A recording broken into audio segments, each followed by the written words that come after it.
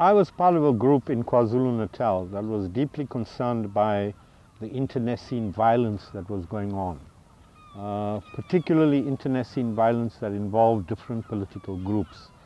And we thought that the best way that we could help to quell the violence was to establish an organization that would be able to intervene and participate in developing programs that would help to end the violence. And rather than get people fighting amongst each other, get them to come in solidarity with each other in order to be able to look at the real problems.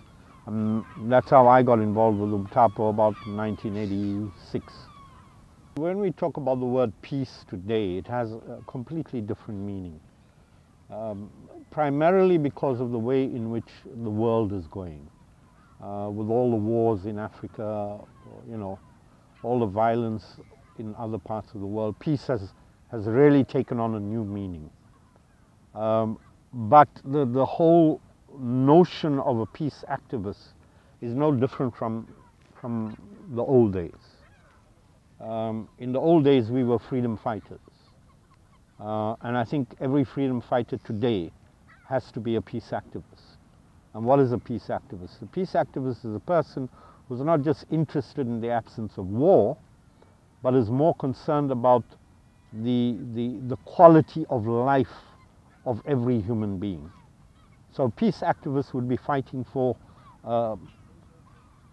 developing the quality of life of every human being in the world. Not just in your own community, not just in your own family, not in your own neighborhood, but the world over. And that is what I think Umtapo is striving towards.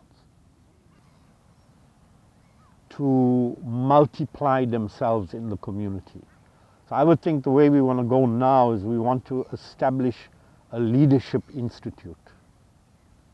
And that leadership institute is to be able to train young people as leaders who are going to be committed, who are going to be accountable, who are going to be incorruptible, and who are going to be able to have a keen awareness of their own self and their own history, and be able to mold and design a new country.